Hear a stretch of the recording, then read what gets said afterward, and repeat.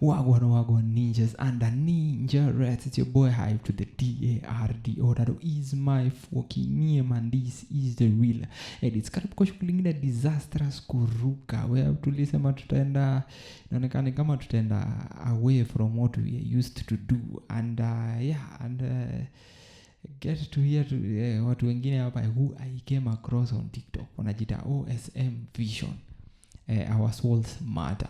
So that's very interesting. So I believe like we did another video about them and it was a very interesting conversation to listen to and they'll bring up a lot of questions and it got me thinking, it got me thinking. But anyway, it is what it is. So anyway, I'll go check it then. So I've come across another video of theirs and it's acha ni title. So title inamaanisha iko hivi. What is the title? Now by the way, you can go to their channel and watch the videos. Wakona membership, you can be their member ukitaka any venue unataka because they have very very interesting conversations and so hii title ya hii video ni You Can Talk to God, Ask Him This For Me. So 3 verses 3. So anyway, interesting. So enyewe vitu zingine ni noma. So anyway, I want us to go to check what this is about because I can see 3 people hapa na wao ni watatu, so it's kind of a debate and let's see kama then itachukua the day ama ni aje. Today we brought together 3 people with completely different beliefs. I'm a Christian. I am Hindu. At the moment, I'm just following myself, my inner voice, let's call it. And they're going up against 3 student teachers of Dr. Malachi Z. York. You can't... Dr. Malachi Z. York. So I don't know, I think wanajua mjamaa anaitwaje. So I'm going to research about that. Dr. Malachi Z. York. So the teachings zake. Like that's interesting. But kwangu sijui kwa nini inanikalia an occult bado. Inanikalia some kind of a religious inanikalia some kind of a religious faction. And kama they don't believe in, interesting. Make a mistake and then be upset with himself for making a mistake if he knows everything and knows how to make things perfectly. Boy, you have to speak to God on this one. You have to speak to him. It's in your scriptures. Wait. Is this, when you say I have to speak to him, is it a designated time that you can speak to him? Or can you speak to him right now? Right now. Can you ask him? I will be reading out statements from the student teachers. If you disagree, raise your flag. So this is in UK. Oh, manager, how do you accent here in UK? If you're new here, hit subscribe and turn on your notifications. Raise your flag if you disagree. Jesus was married and had children. I would just like to Yeah, Jesus was married. That's interesting. know more about the statement. Are you familiar with the Bible and the story? Yeah. Okay, so you know about the wedding in Cana? Yeah. Whose wedding was it? See, most people don't know because they don't tell you. Okay. That was actually his wedding. And Yeah, that's crazy. the reason you know is because of when you start to read the whole story, it's like there was a wedding in Cana and Jesus attended, and when you start to follow the details, it's like, why is he being asked about the problems of the wedding? If he's a guest, he wouldn't be the one that Mary will come up to him and say like, the wine is running out.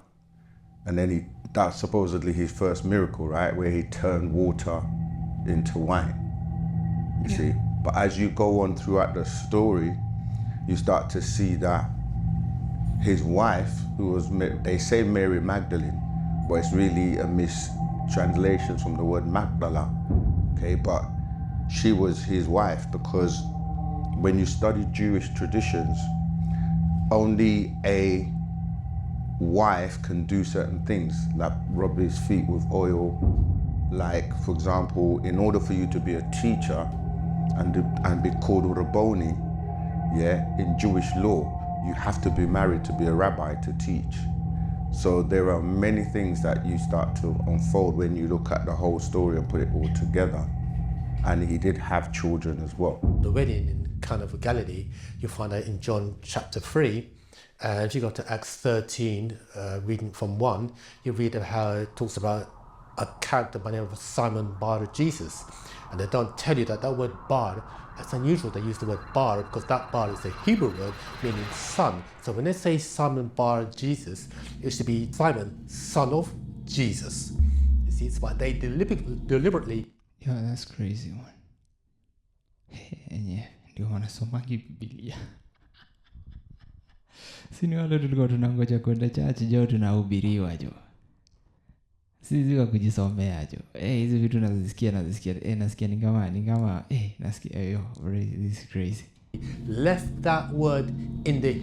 This one I'll definitely check it out. Hii lazima naenda research ije kando. This one na hii lazima. Hebrew, why not just say, yes, Simon, son of Jesus? Then people start to click, oh, Simon, son of Jesus, and then it will raise questions as well. So did Jesus have children? Well, according to that, he did. That was his son. Also, like Saken pointed out, that there's certain things that a woman cannot do to a man, unless they're married, and that takes place. You find it in Matthew or John, where Jesus is crucified. Then Mary went to attend to the body of Jesus. Only a wife can do that, to attend to the body and to anoint the body, to do certain, you follow? So these are certain traditions that's only ascribed for a female to do, would have to be a close relative or his wife. So when you start to add these connected dots, you realize that Jesus Mary Magdalene hakuwa mama yake. Was not a single man. He had children. He had two wives in actuality, and Saken said that her name was Mary Magdala. Magdala is an ancient city or town in Egypt. If you're enjoying the content so far, Yeah, that's fucking crazy, man. Yeah, that's crazy. Yeah, that's crazy. Ati Mary Magdala. Nah, should we check that right now? Should we? Right? We should check it right now. Amani aje.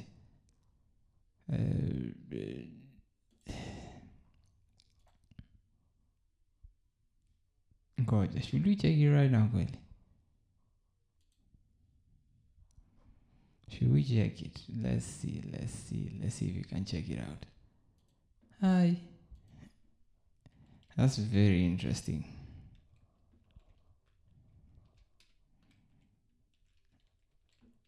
That's very interesting, that one.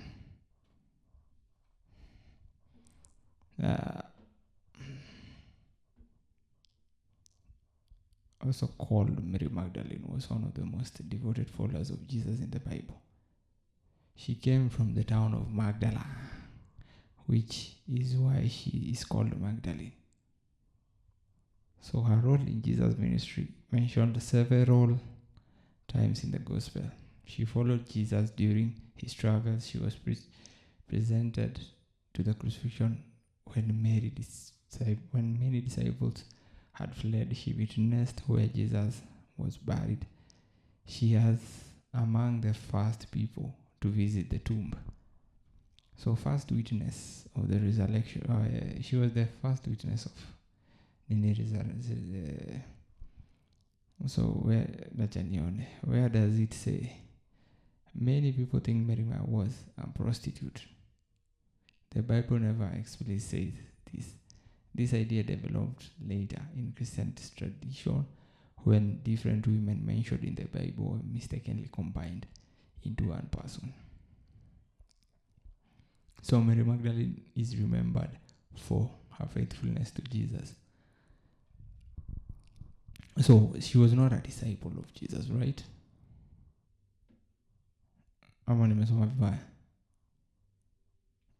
So what was her role kwa hiyo nini yote?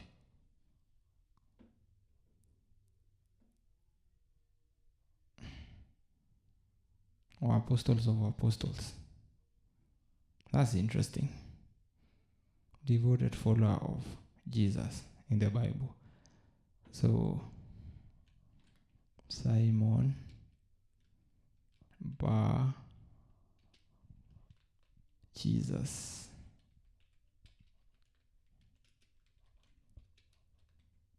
Bible. Let's see.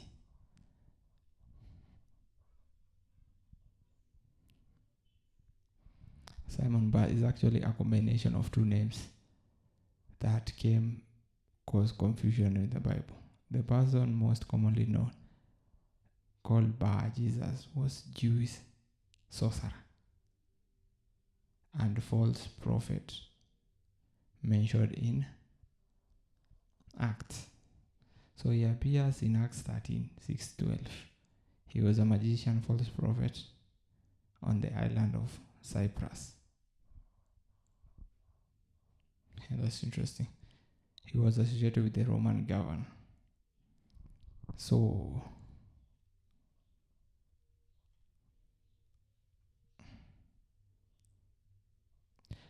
Simon Bar.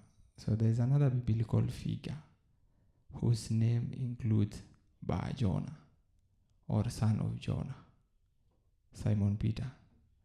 Jesus called him Simon Bar Jonah. Bar means son of in Amharic. Therefore, Bar Jesus, son of Jesus, stroke Joshua. Bar equals son. So if you mean Bar, there is no well-known person for that exact name in the Bible. You may think of either Bar Jesus, Elimas the sorcerer, or Simon Bar Jonah, Peter the apostle. So if you saw Simon Bar Jesus in a sermon, book, or video, tell me where you saw it. And yeah, that's crazy though. So these ninjas might be wanaweza kuwa wanatudanganya, si ndio? Ama ninja wanaweza kuwa wanatudanganya hawa. So did he have connect the dots relative? What do you to do certain you follow? So these are certain traditions that's only ascribed for a female to do. Would have to be a close relative or his wife. So when you start to add these connected dots, you realize that Jesus was not a single man. He had children. He had two wives in actuality, and Sakan said that her name is Mary Magdala. Magdala is an ancient city or town in Egypt. Na kuna kitu hapa nataka kuangalia. Son. Tradition. A woman cannot. Son. Questions as well. So did Jesus have children? Well, according to that, means he did. That was his son. Also, like Sakan pointed out, Simon Bar Jesus. So 13, reading from 1, you read of how it talks about a character. So Acts 13.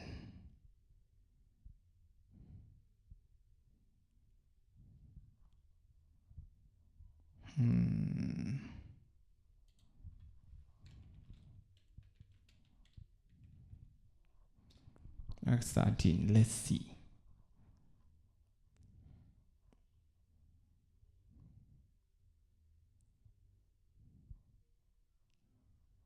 So Bar Jesus, a magician, so-called Elimas. So there's nothing like that. Kulingana na hiyo wenye anasema Acts 13. Penye Bar Jesus ina nini, huyo nini fulani, huyo magician na prophet.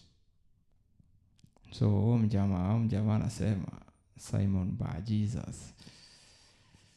The only nini is Simon Bar Jonah. So So it doesn't make sense to me hapo. So anyway, he might be lying something. Anaweza kuwa Character by the name of the word is deliberately son of Jesus that you anaweza kuwa anatuchocha. anoint that. So hapa anaweza kuwa anatuchocha.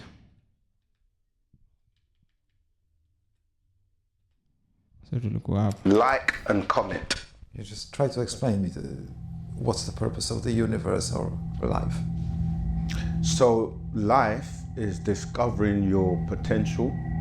So your purpose is to master this physical plane and to learn, and basically in order for you to evolve to the higher states, you have to discover your hidden potential and to master this realm. And that means you have to learn about what you're calling life. How does life begin? What is life? And when you do that, you start to realize that you get to a point where you're dealing with energy, vibration, and frequencies. And then when you apply that to the universe, you look at how did the universe come to be? Where did it start? And you will be told of something called a Big Bang. This is how it relates to sound, vibration, and frequency. Because once there's a bang, it sets in motion the chain of life. So sound always is, and then it goes from sound to light to colors, because then color comes from darkness, where it says in the religious books, God said, let there be light. So there was darkness, then light came, and light is put through a prism to separate it into different colors, which are different vibrations and frequencies. And then those slow down in vibration to become what we call things in the physical world. And you are one of those things that come from the light, which comes from the darkness. So your journey is to work your way back to where you came from. And you do that by your current situation where you are now. You have to learn that environment, master it, to understand energy, as I said. And then you realize that as an energy being, you have to go back to the source. But the source is where we go to teach you, because we are those beings that were in the darkness as the supreme beings. And then we understand and overstand how things come and slow down in vibration. Understand and overstand. To being in the physical. So in all your religious books, in all endeavors in life, they teach you that there is something higher or something before, and it starts off with creation. The problem is that the distortion of religions tells you that there was a being that just appeared from nowhere, and that's where creation starts. But then because we were there before creation, we then teach that existence is. Lakini pia msijele, why do we argue about where the world started? And even we were not even there. Why are we even arguing about it? Kitu ya kwanza, we were never there. So mtu mwenye anasema mambo ya creation hakuwa hapo. Just read it from somewhere. So hauna nini ya like, it doesn't make sense ukibelieve such. Except at creation, because we just read it from somewhere and you were never there. So why, I don't get why we even argue if creation happened or even if it was a big bang or anything, and we were never there. I guess many people want just to do, I guess as human beings tunataka to understand, but it's something we'll never understand. We'll never, like, say uko hapa, live your life. No, say you go hapa, live your life to the fullest, because at some point you'll not be there. You know, at some point you'll not be there. So I guess we overcomplicate things by asking so many questions that we'll never get answers of, or answers about, because we can never prove them, because at the end of the day we were never there, and all we can do is just read about them. Is before creation. And it doesn't mean by reading about them they are true, because ni watu waliziandika. and huwezi jua kama watu waliandika vitu zao or they just, you know, because things people change stories. Watu wanaendanga wakichange stories, unaona. So we can't prove that kulikuwa na Big Bang. We can't prove that kulikuwa na, you know, all we know ni all of it is hearsay. All of it is hearsay and kusoma. All of it is hearsay, but no one was there kusema ati oh hii ndio ili happen, like and if the first person was there and he wrote about it, right, we can't say it's true, because unless you are there unaweza sema yes I was there and this is what happened, but if you're never there, hii si kitu inafaa kuwa inatukula kichwa mpaka sasa. So we existed in the form of gases, right, known as ether, which is the combination of all the existing gases, conscious gases and conscious gases. But because people have been cut away. So if we, like, how does he know this is true? Because I'm pretty sure he was not there. Like, I'm pretty sure ni kitu amelearn, ni kitu amesoma from somewhere. Like, si kitu iko proven. Like, si kitu iko proven like 100%. You know, so it's someone who said this. So it's hearsay at the end of the day. So away from that, so far away from that original source of us being etheric beings, they only go to a book or to a creation story. And that's why they're limited in terms of knowing the birth of the universes, not just one universe. But, you know, we can expound on that, or if my brothers want to elaborate on what I've said, then we can do that. You touched on the Big Bang as a source of all creation, and Not all creation. No. Multiple. Because And the one universe. that's the different. Yeah, that's a good concept. Yeah, Multiple. you are actually universe yourself. Yeah. Your being is a universe. See what I'm saying? And have you ever heard of the term macrocosm and Of microcosm? course. Yeah. So you are as above, so below. Everything has a reflection of the microcosm. Yeah. And you're just a reflection of that in this dimensional, that realm that you're in, this plane. ati amesema macro. What is macro? Or macrocosm? What is macrocosm? Let's check it out. What is macrocosm? Sindio, macro. What is macrocosm? What is macrocosm? Cosm.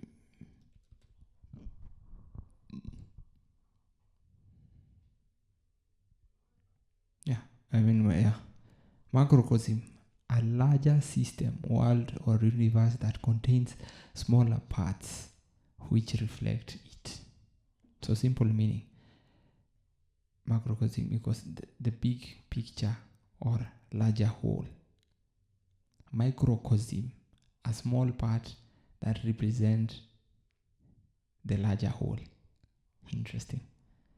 So example, a family can be a microcosm of society, while the society is the macrocosm. Now I get it. A small company may be a microcosm of a larger economy.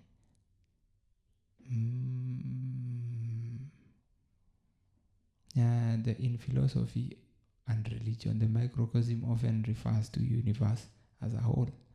So in a sentence, the school was a microcosm of the whole nation's social issues, while the nation itself was a macrocosm. So the word comes from Greek macros, large, cosmos, the world. So cosmos is a Greek word, now macros is a Greek word. Macros means large, cosmos means world or large. If you actually meant macrocosm, that's not standard English. It is. No, that's something else. Nilikuwa misspell kidogo. Interesting. The term macrocosm and microcosm. Yeah. So you are as above, so below.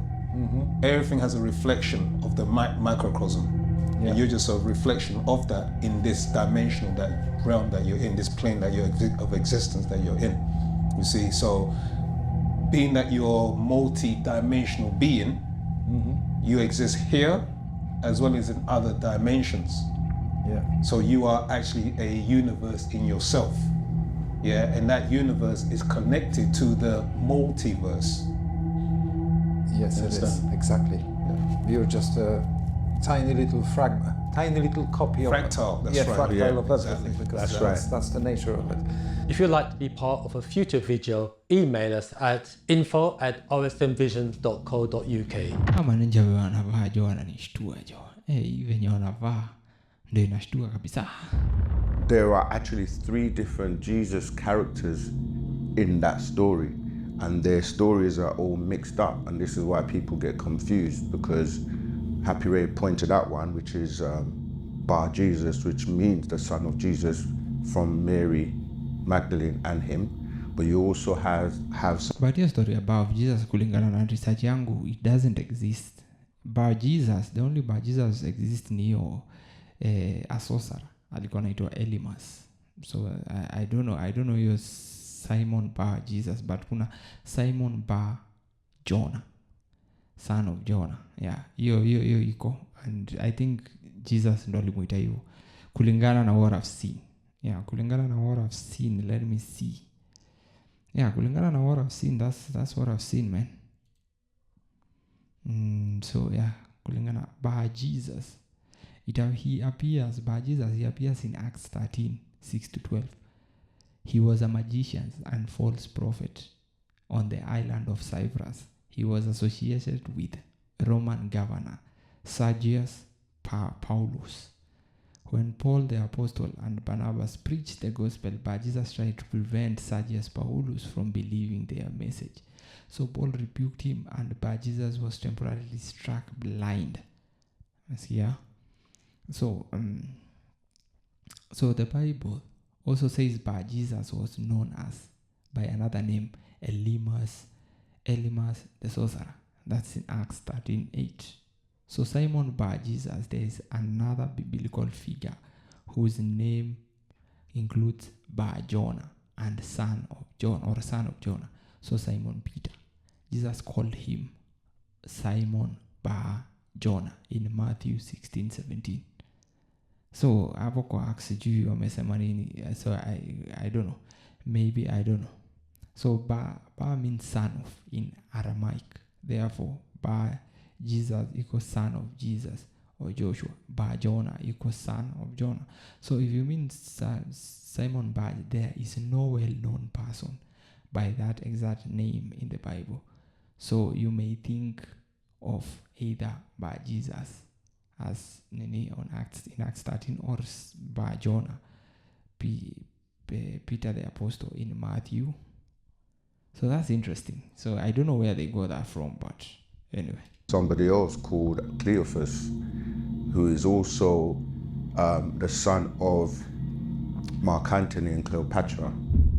And then you have the real Jesus himself, whose name is Yeshua in the Hebrew, because again, there were no J's or V's in Hebrew, so you can't make up a name like Jesus. So the J would be replaced by a Y, hence Yeshua, which is the Savior. So these three people's stories mixed up into one in the Bible. So sometimes you see one is like behaving in a particular manner, like when they see him without any clothes by the river, and then another time he's saying, let's get swords and get money and buy swords in preparation for the war with the Pharisees and the Sanhedrin, etc. So there's like, if you look at the characters, one is kind of militant, one is very passive, and one is just very basically like a rebel. Yeah. So do you think there's three different Jesuses then? Or do you think... Let me just, or do you think they're just different names? No. What Sir Ken is, and I don't want to overstep what he's explained, they're composite characters. So it's a composite. So imagine you have your sister, your brother, you got three of you, okay? And there's stories written about you three, your siblings, your sisters. Yeah. But then, years later, generations later, they've composed all those three characters into one character. Does that make sense? Yeah, so that's easy. So it's like one person having three personalities. So so like they had three people, and then they put it in one. So they as to their personalities, they put it in one.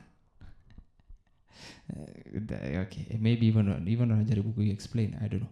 So kulikuwa na watu wawili, watu watatu, alafu stories zao zikafutiwa in one, zikakuwa story moja, like it's a composite character, and then they added the ghost aspect to it too when they came into the Romans. When the Romans then became the Roman Catholic Church, they added the ghost aspect where they talk about your Jesus being do you know what I mean, born of a divine Mary and the Holy Ghost and stuff. So they added certain aspects, but initially it's a composite character.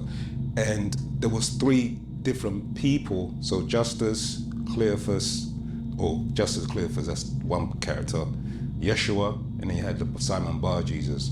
So Simon Bar Jesus, he died. He was, stoned to death. Okay, and then you had Cleophas, who... Simon Bar Jesus wanasema he was stoned to death. Ni nani huyo?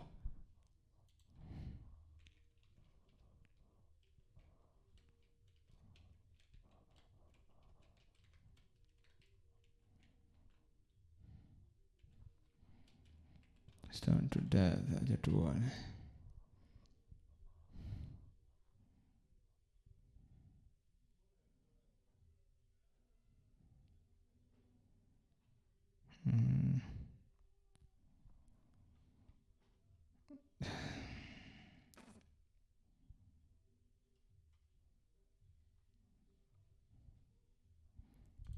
Okay.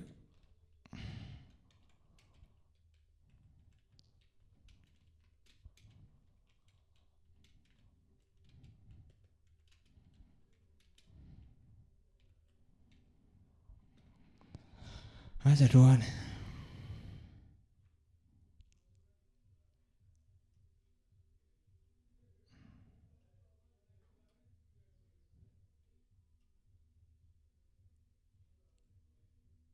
So in the Bible, kulingana na Bible,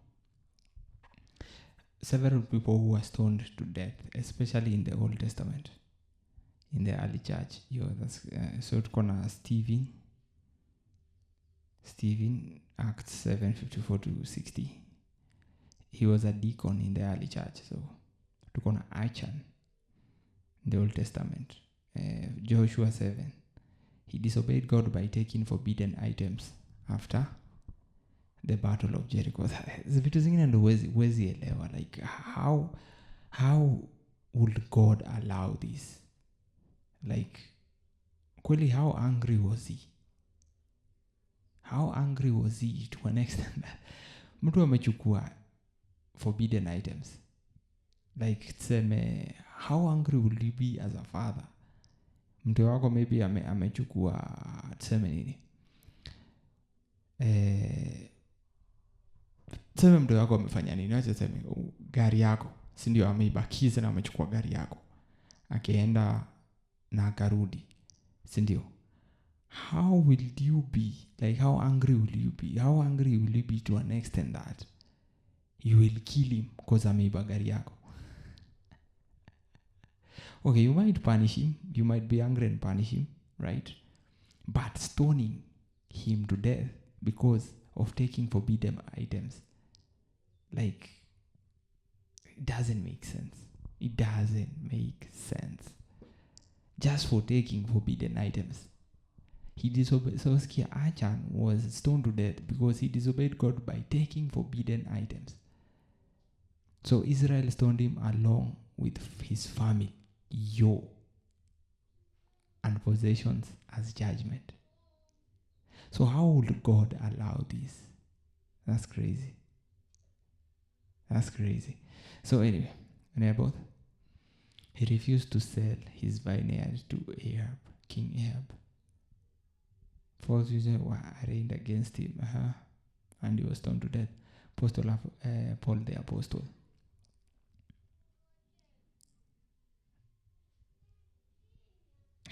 Yo, that's great. That is stoning in the Bible was not a random violence. Buddha, that's crazy.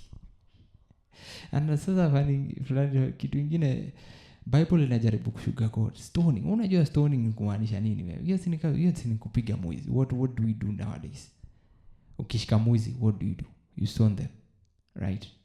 That's brutal. Unajua kustoniwa. That's unaona hata mwizi mwenyewe ana prefer shiko na karao cause if people decide to stone you, Buddha, you won't need it. So it was a legal punishment in Asia and Israel. But in the New Testament era, it often became mob violence against religious conflict. Crazy though. That's crazy. That's crazy. Became your Saint Isa. So when you hear about Saint Isa who traveled to India and other areas and then was teaching, that is your Cleophas, who was the son of Cleopatra or Mark Antony. Do you follow? Yeah? I mean, I don't agree with everything, but certain things I'm like, okay. Check it out. That's what through our teachings, and Dr. Malkaze Jork, who's our teacher and our spiritual guide on Warner, he's always taught us, don't believe what he teaches, because he wants you to be part of the learning process. So in order for you to learn and to understand what you're actually being told, you have to go and seek information and research it for yourself. You know what I mean? Many people are left with a belief, you know what I mean, and then they don't go any further, you know, to go and actually investigate. And that's what we say, investigate for yourself. If you've made it this far, yeah, that's crazy. Cleophas, Cleopatra, Cleophas.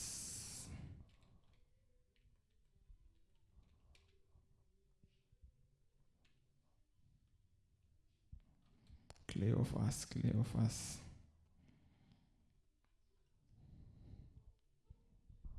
So you're probably referring to Cleophas. Cleophas in the Bible, where he appears. Luke 24:13, verse 35. Who was he? Cleophas was one of the two disciples walking in the village of Emmaus after Jesus' crucifixion. So he's not the part of 12 apostles, but he was clearly a follower of Jesus.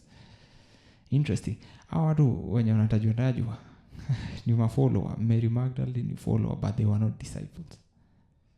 That's crazy though. Sasa kulingana na mjeshi wanasema Mary Magdala was the wife of, like, role yao aininiwi, like their role is not clear in the Bible, but because ukiangalia kama Mary Magdalene, what was her role? Why were they not telling us the role? Why are they not making it clear about her role in Jesus? That's fantastic. It means you're taking in the content. So the most important parts are generally at the end. So don't skip, stay with it, and make sure that you comment. Raise your flag if you disagree. Hindus are not from Earth. Okay. That's an interesting statement, especially when you look on all the depictions in old Hindu stories. They show the chariots in the skies. They show the lightning bolts shoot at the enemies. They are from the other place. Because people can't fly normally in earthly conditions, unless on British Airways. So you believe they're from Earth or not? I believe. No, I'm just researching, and it shows that life on Earth is not from Earth. It come here in, let's say, rescue mission or seeking new places for living. Sound like some Indian aliens. Something like this. And the more I read, the more evidence I can find. Who made that statement? I did. Okay. Yeah. So when you talk about, you heard of a place? There's a group actually called Nirvana. Yeah, it's like a rock group. Yeah. Nirvana. There's a group actually called Nirvana. Okay. Yeah, it's like a rock group. Yeah. Nirvana. Yeah, and it means a place where you go into a high elevated state, do you get what I'm saying, or origin. Nirvana, what is that? We need to check what that is. Nirvana. What did you to pima? Nirvana.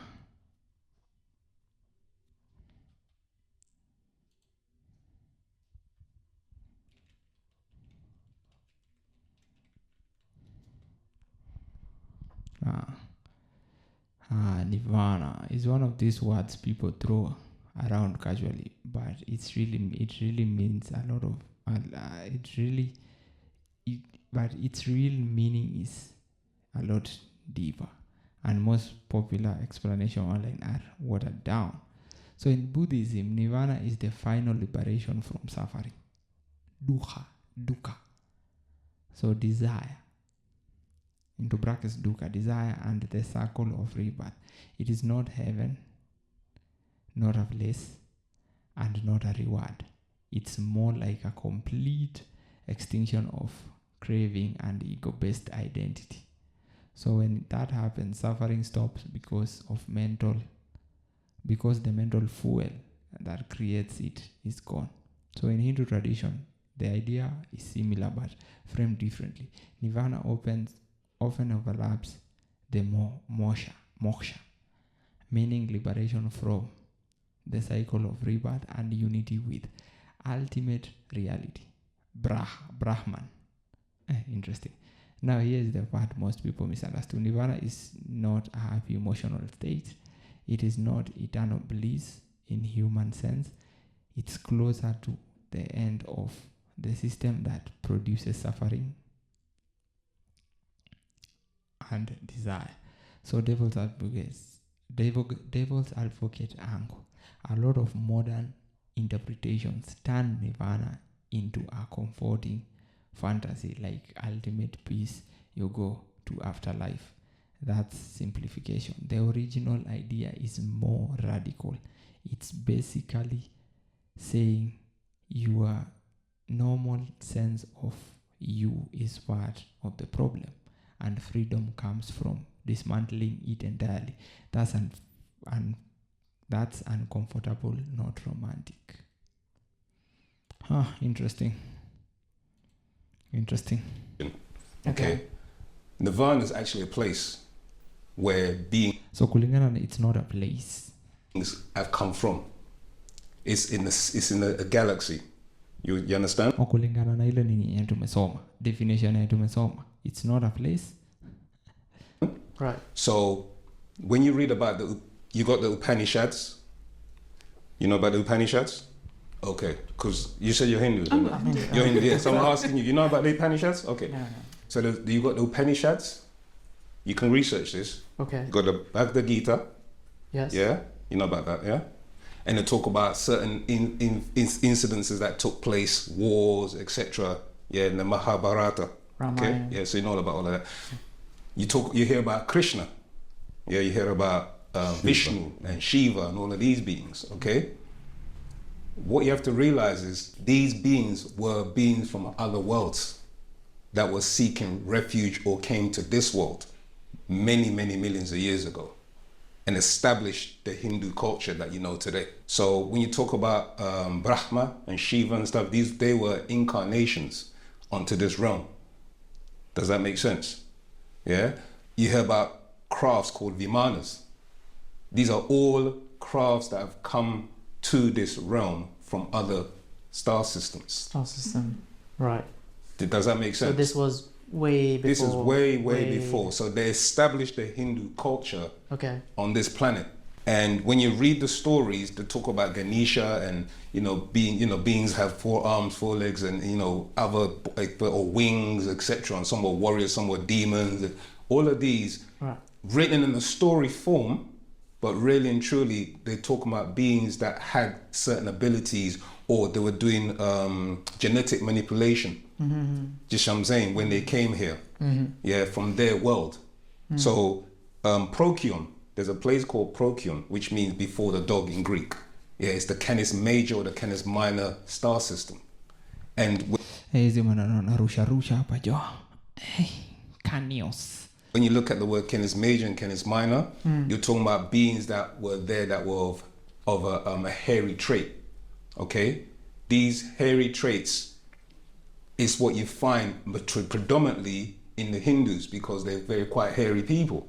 Do you see what I'm saying? Yeah. So this is not a racial thing. This is something that you observe and you study. You find out that the hairy trait that has happened is because there's beings that are coming here. Even you can go into the Sumerian records. There's a being called Enkidu.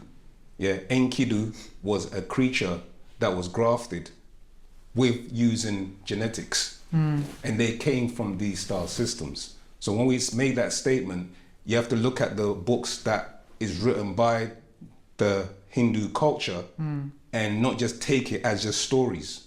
Do you know what I'm saying? As we were talking about the Bible, etc., because they're written in such a way that it looks like it's just fantasy. Do you know what I mean? Written in a fantasy kind of way. But actually got the Hindu pantheon. The Hindu pantheon talks about all these Vishnu, Brahma, Shiva, etc. and Krishna because definition yetu tumeona kitu kama Brahma, ndio mahali. We have seen Brahman,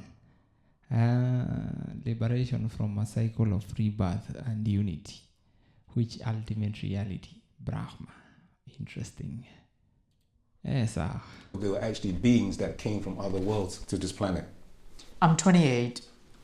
I've lived 28 years in this earth, and I'm Hindu. My parents are Hindu. My question currently at this age, in 28, is there life after death? That was my question, prior to coming here. But now my question is like, is there life after life? Yeah. What to do? What's the right way to live the life? Musabat.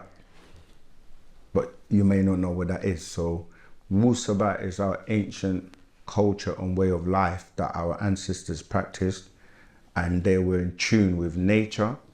And if you have to think of a religion, we call that being an animist, which is one who is one with nature, in tune with nature, studies nature, learns to be a part of nature, and ultimately return back to nature. And that nature has different states of vibration. So when you look at nature around you, it manifests as healthy, like the color green refers to the vegetation, the fruits, the trees, because they vibrated on the green light.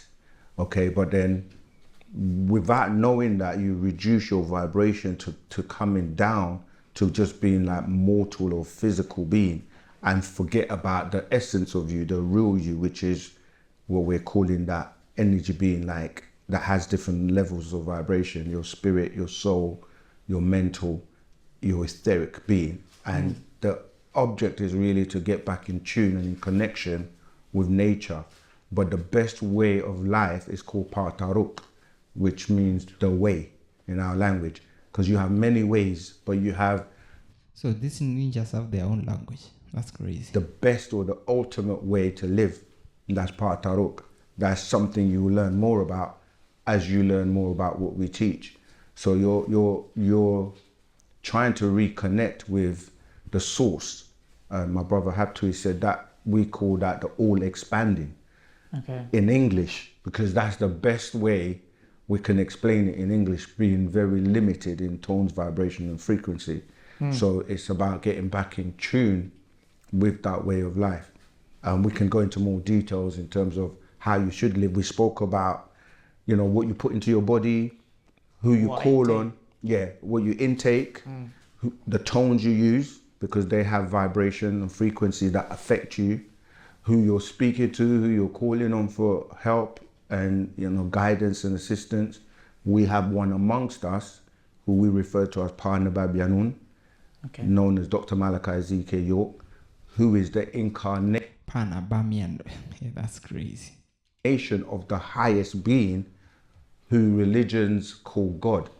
In their books, they refer to him by many titles, like the angel Michael, like the green one, Al-Khadir, or Tahuti, or Thoth, or, there are many titles for him, but he's a He's a being that is known as an avatar or avatara, which is a Hindu word, incidentally, which means ilal mutajasid, which is an Arabic rendition of that, which basically means to be an incarnation on this planet. So coming from those high levels, he's able to come here and manifest here, and he's able to channel other beings that work together with him.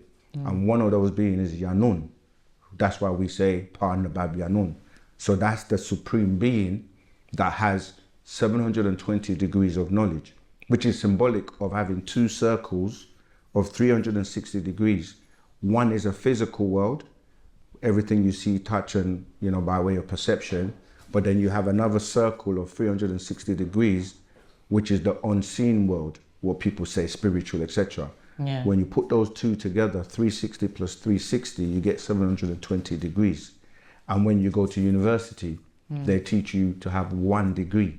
So you still have 719 degrees to go, you see. But the more you learn, the more you master the world around you, you start to learn how, as you say, how to live, what to do, and what not to do, so you can find your way back home. I'd like to add to that as well, is the best way to live would be in conformity to your culture. And meaning that your culture is your means of identification. It identifies who and what you are. Your culture is everything. The language you speak, the food, the music, the dance, everything is under the umbrella of culture. And as you said before, even the deities that you represent, that you should be in communication with, or your ancestors, all that is under culture. So what happens is people who do not identify with their culture, because every race has their own culture. When people don't identify with their own culture or with their own identity, they adopt a foreign culture, and that word is called acculturation. So they adopt a culture that's not their own and try to amalgamate that with their own culture, start living like double lives or whatever. See? So what's the best way to live is according to your culture. I just say, but with Wusabat, the master says that we're not here to take people away from their culture. You need right knowledge, so this is for me to communicate with my deities. This is what I need to do, based upon my own voice box, my tones, etc., etc. So the master teacher has given us our own language, Mispatia, because it resonates with our being, with our genetic makeup, with our DNA. So you have your culture and you have your language that resonates with your voice box, your DNA, your tones, your frequencies, your vibrations, your ancestors and your deities. This is how important culture is. So to answer the question, what's the best way of life for anybody, is according to their culture. Right knowledge is like a catalyst to help you make that connection with your inner being and your ancestors, etc., etc. If God is perfect, everything he does is perfect, then there can't be any imperfections. That's not true. So where did imperfection come in? We're not meant to be perfect. God is perfect, and we try. Are we in the image and likeness of God? Yes, but we try as human beings, but we're never gonna... Yeah, but if we're in the image and likeness of God, because he created us in his image and likeness, then that means if he is imperfect, we will be imperfect if we're in his image and likeness. You follow me? Right, so he's imperfect then? No.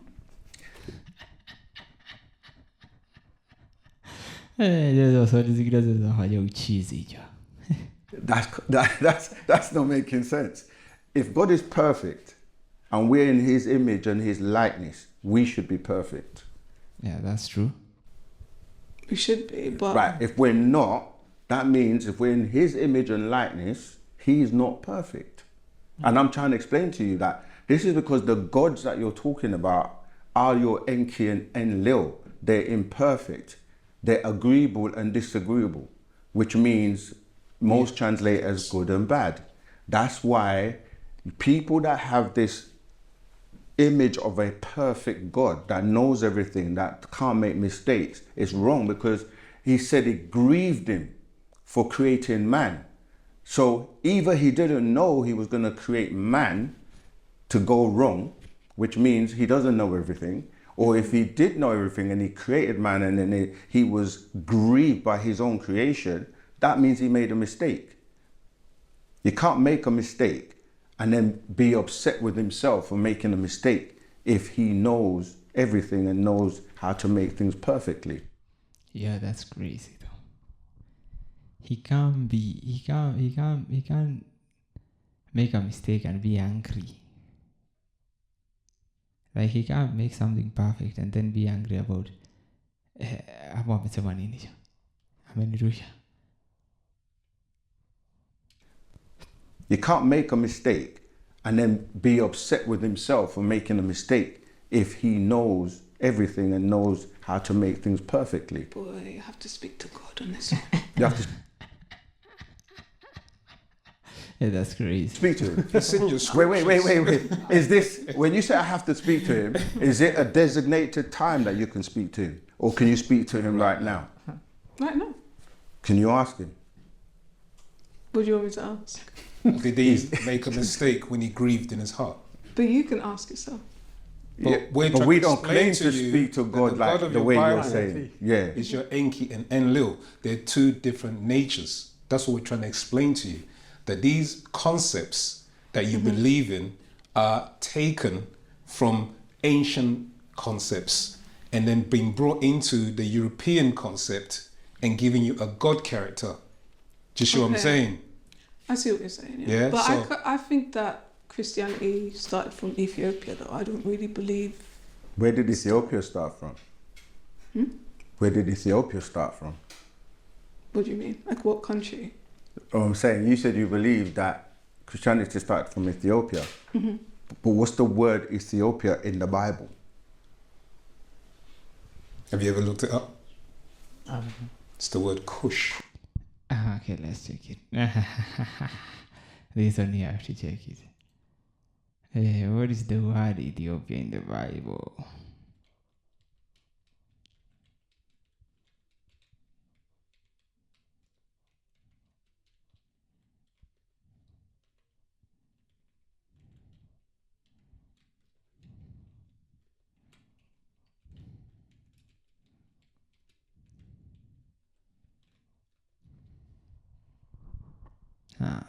In the Bible.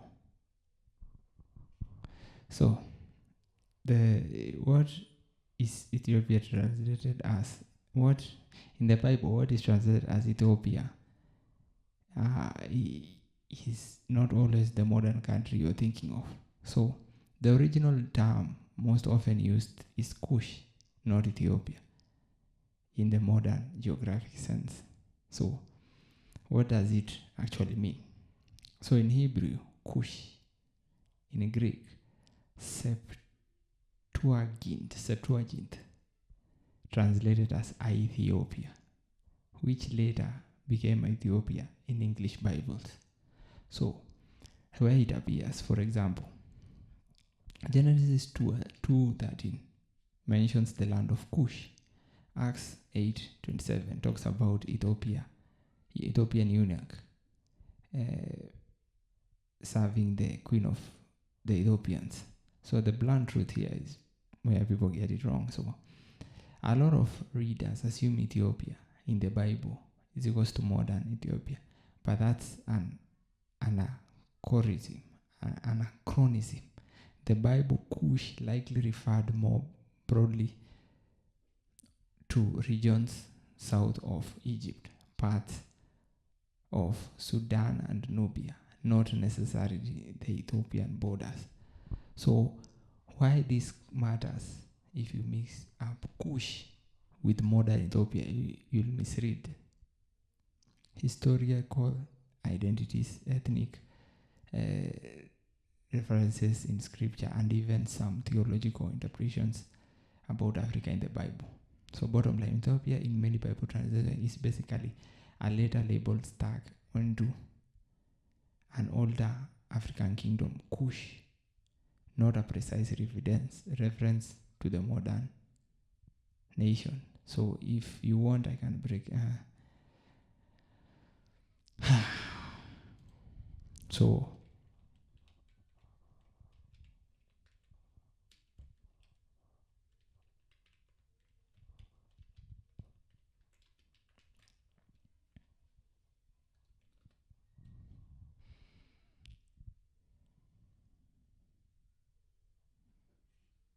it comes from a long chain of Greek interpretations and later European usage.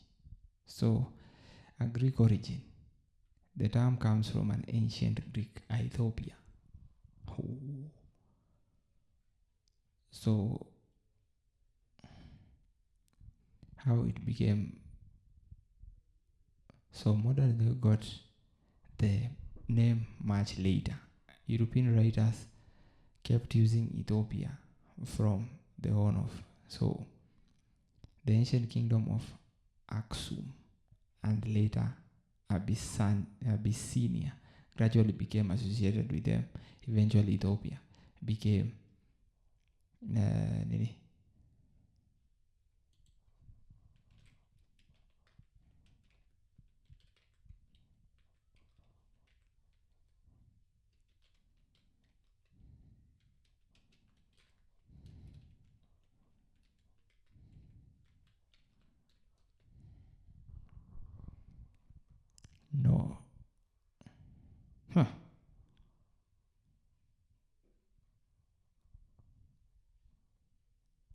So, Christianity did not start in Ethiopia, but Ethiopia got Christianity very early, almost at the beginning of its spread.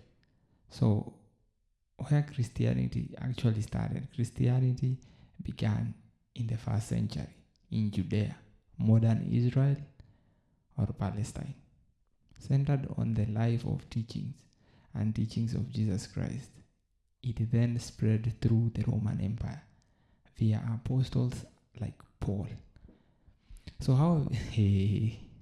so Ethiopia didn't start Christianity, but it became one of the earliest nations to adopt it officially. So in Acts 8:26-40, a man often called serving the queens of Ethiopia is baptized by Philip.